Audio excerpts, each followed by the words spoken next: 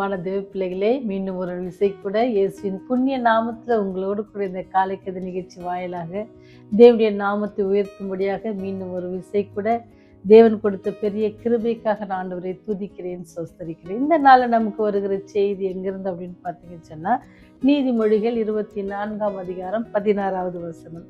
நீதிமான் 7 தரம் விழுந்தாலும் எழுந்திருப்பான். பிற்பகுதியை நான் வாசிக்க விரும்பல. ஏன்னு சொன்னால், துன்மார்க்குடைய வாழ்க்கை எப்படி இருக்கும்னு சொன்னால், அது என்னது, அவன் திரும்பி திரும்பி என்ன செய்வான், பாவத்துக்குள்ளே இருப்பான்னு சொல்லி அந்த வசனம் இருக்கும். ஆனால் நான் எனக்கு இன்னைக்கு கொடுக்குற வாக்குத்தத்தம் ஆண்டவர் என்ன சொல்கிறான்னு சொன்னால், நீதிமான் விழுந்தாலும் 7 தரம் விழுந்தாலும் என்ன செய்வான், எந்திரிப்பான் அப்படின்ட்டு சொல்லப்படுகிறது. ராபர்ட் மெக்காமிக் என்றவர் என்னச்சுன்னா, அவர் ஒரு புதிதாக என்ன சொன்னால் அறுவடை அறுப்பதற்கான எந்திரத்தை கண்டுபிடிச்சார்.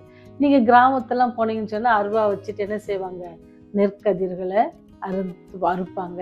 அது அப்புறம் ஒரு இடத்துல சுமந்து செல்வாங்க. அப்புறம் அது நிறைய ப்ராசஸ் இருக்குது. அதுக்கப்புறம் நெற்கதிரை தனியாக எடுப்பாங்க. அதை எடுத்து திருப்பி அதை க்ளீன் பண்ணி அந்த மாதிரி நிறைய ப்ராசஸ். ஆனால் இங்கே எந்திரம் எப்படின்னு சொன்னால், நிலத்தில் இறங்கி யாரும் மனுஷங்க உதவி கிடையாது. அதுவே என்ன செஞ்சிடும், நெற்பயிரை அறுத்து தானியம் தனியாக அல்லது அந்த வேஸ்ட் தனியாக எல்லாத்தையும் அந்த மாதிரியான ஒரு இதுவை கண்டுபிடிக்க முயற்சி பண்ணுறாரு. அப்படி அவர் கண்டுபிடிச்சி சில டைம் என்ன ஆச்சுன்னா தோல்வியே காண்கிறார். எல்லா நிலத்துலேயும் அந்த அறுவடை அந்த மிஷினை யூஸ் பண்ண முடியல, தோல்வி அடைகிறார். அது மாதிரி நிறைய டைம் அவர் என்ன செய்கிறாருன்னா தோல்வி அடைஞ்சிட்டே இருக்கிறார். ஆனாலும் அவர் என்ன செய்யலை, விடலை. அவர் என்ன செய்கிறாரு, தொடர்ந்து என்ன செய்கிறார், சரி பரவாயில்லன்ட்டு இந்த இது தப்பாக இருக்கா அப்படின்னு சொல்லி கொஞ்சம் மாற்றி என்ன செய்கிறார், வேறு காரியங்களை அவர் அதை செய்யும் பொழுது என்ன ஆகுது அப்படின்னு சொன்னால் திருப்பியும் அவருக்கு தோல்வி. இந்த மாதிரி இவர் எந்திரங்களை தயார் செய்து தோல்வியை காண்கிறது யார் பார்க்குறாங்கன்னு சொன்னால், அவருடைய மகன் சைரஸ் அவர் பார்க்குறாங்க. அவங்களுக்கு பார்த்தப்போ அவருக்கு என்னென்னா, நம்ம எப்படியாவது அப்பாவுக்கு உதவி செய்யணும் சொல்லி அவருக்கு 23 வயசு ஆகுது. அப்படி 23 வயசாகும் பொழுது என்ன செய்கிறாரு அப்படின்னு சொன்னால், தன் தந்தை என்னெல்லாம் செஞ்சாங்களோ அதெல்லாம் பார்த்து அதை கொஞ்சம் ஆல்ட்ரு பண்ணி அதுக்கு என்ன செய்யும் அப்படின்னு சொல்லி, என்ன செய்யலாம், என்ன செய்தால் எல்லா நிலத்துலேயும் அந்த எந்திரத்தை பயன்படுத்த முடியும் அப்படின்னு சொல்லி அவர் தான் படித்த கல்வியை வைத்து என்ன செய்கிறான்னா அதற்கான காரியங்களை அவர் செய்து என்ன செய்கிறான்னு சொன்னால் வெற்றி செய்கிறாங்க. அவர் என்ன செய்கிறாரு, அந்த மிஷினை கண்டுபிடிக்கிறாங்க. அந்த எந்திரத்தினால அநேக பயன்கள், அநேக காரியம். அவங்களுக்கு என்னென்ன டைம் சேவிங், சரிங்களா. ஒன்று என்னது, நேரது. நீங்கள் ஒரு சாதாரணமாக அறுவாள் எடுத்து பண்ணீங்க சொன்னால் நாள் முழுக்க என்ன செய்யும், அறுக்க தான் முடியும். அடுத்தது அதை என்ன செய்யணும், சுமந்து இன்னொரு இடத்துக்கு கொண்டு போகணும், அங்கே அதுக்கான வேலைகளை செய்யணும், அந்த நெல்லை பாதுகாக்கணும், ரொம்ப காரியங்கள் அது இருக்குது. ஆனால் இங்கே பார்த்தீங்கன்னா இந்த எந்திரம் அப்படி இல்லை. அவங்க எடுத்த முயற்சி, தந்தை தோல்வியுற்ற பொழுது சோர்ந்து போகாமல் என்ன செஞ்சாங்க, அவருடைய மகன் என்ன செஞ்சாங்களோ அதை எடுத்து ரொம்ப அழகாக அதை கண்டுபிடிச்சி அநேகர் பயன்படுத்தும்படியாக என்ன செய்கிறாங்க. அதே போல் நீங்களும் நானும் நினைக்கிற மாதிரி ஒரே நாளில் நம்முடைய வாழ்க்கையில் உச்சியில் போயிட முடியாது.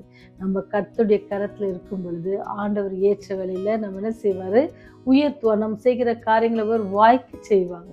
அப்படிதான் ஆண்டவர் என்ன செய்கிறாருன்னா உங்களையும் என்னையும் அழைத்திருக்கிறார். அதனால தான் வசனம் சொல்லுது, நீதிமான் விழுந்தாலும் 7 தரம் விழுந்தா கூட அவனால் என்ன செஞ்சிடும், எந்திரிக்க முடியும். ஏன்னு சொன்னால் அவன் தேவனுடைய அன்பை புரிந்திருக்கிறான், தேவனிடத்துலேருந்து ஆசீர்வாதங்களை பெற்றிருக்கான், தேவனிடத்துலேருந்து கிருபையை பெற்றிருக்கிறான். அதனால ஒரு நேரத்தில் அவன் தவறி விழுந்துட்டா கூட என்ன செய்வான் அப்படின்னு சொன்னால் மீண்டும் ஆண்டுடைய பார்த்துக்குறான்.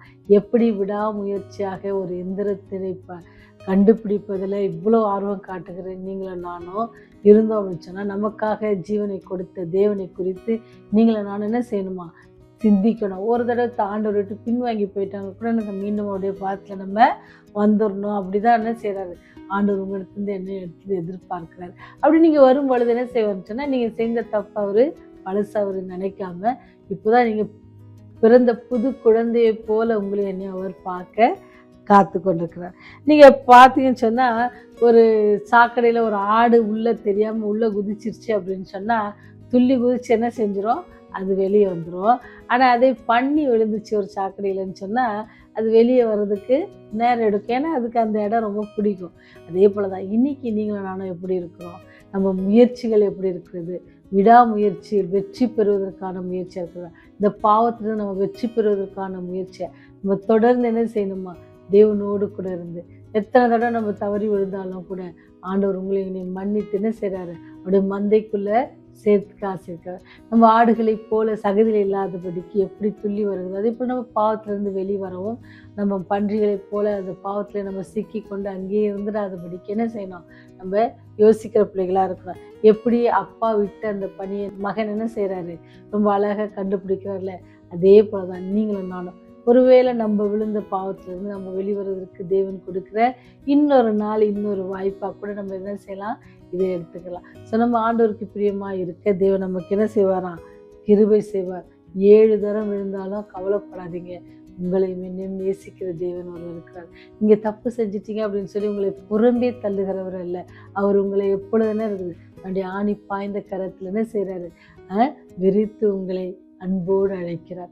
அந்த ஆணி பாய்ந்த கரங்கள்னால உங்களை அழைக்கிறார். உங்களுடைய இருதயத்தை என்ன செய்கிறாரு, அவர் கல்லான இருதயத்தை மாற்றி உங்களுக்கு சதையான இருதயத்தை தருவதற்கான காத்து கொண்டிருக்கிற தேவன் தான் நீங்களும் நானும் வணங்குறோம். அதனால நம்முடைய முயற்சி என்ன அப்படின்னு சொன்னால், ஆண்டவரத்தில் இன்னும் அதிகமாக நெருங்கி ஜீவிக்கிற முயற்சி. தோற்று போவோம், அநேக வேளையில் தோல்விகளை சந்திக்கலாம். ஒரு காரியத்தை கண்டுபிடிப்பதற்கு முன்பு அநேக தோல்விகள் வருவது போல நம்மளும் ஆவிக்குரிய வாழ்க்கையில் வளர்ச்சி அடைந்து முழுமை அடைவதற்கு என்ன ஆகும், அநேக தோல்விகளை சந்திக்க வேண்டியிருக்கு. அதை நம்ம சோர்ந்து போகாதபடிக்கு தொடர்ந்து நம்ம என்ன செய்யணும், முயற்சி செய்து ஆண்டவரோடு கூட ஆண்டவருடைய பிள்ளையாக ஜீவிக்க நம்ம ஒப்பு கொடுப்போம். இந்த மாதம் முழுவதும், அந்த நாள் முழுவதும் தேவன் நம்மை காப்பாற்ற வல்லவராக இருக்கிறார்.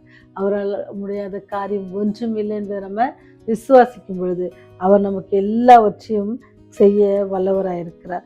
அப்பேற்பட்ட வல்லமுள்ள தேவன் இன்றும் உயிரோடு இருக்கிறார். அந்த தெய்வத்தை நீங்களும் நானும் வணங்கணும் அப்படின்னு சொன்னால், நல்ல தெய்வமே, நாங்கள் எங்கள் ஆவிக்குரிய வாழ்க்கையில் என்னது வாழ்வில் விழாமல் முன்னேறி செல்ல எங்களை கரம் பிடித்து நடத்தும் அப்படின்னு சொல்லி நீங்கள் அவர்கிட்ட உங்களை ஒப்பு கொடுப்பீங்கன்னு சொன்னால், அவர் தொடர்ந்து உங்களுடைய கரங்களை பிடித்து நடக்க ஆயத்தமாக இருக்கிறார். அவருடைய கரத்தை பிடித்து கொள்வோமா?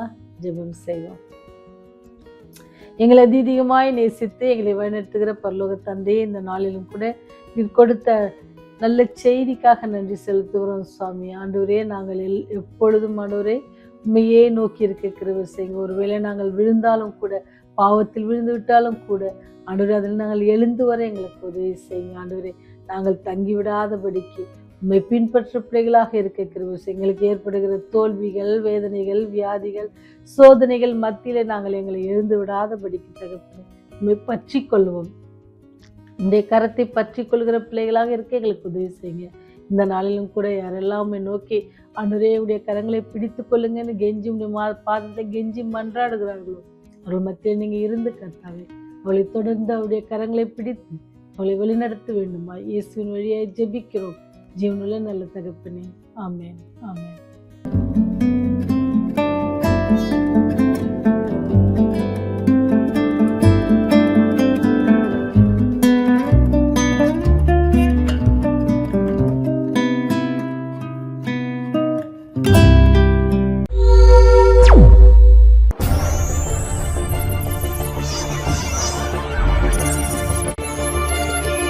நீங்கள் பார்த்துக் கொண்டிருப்பது உங்கள் ரேவதி.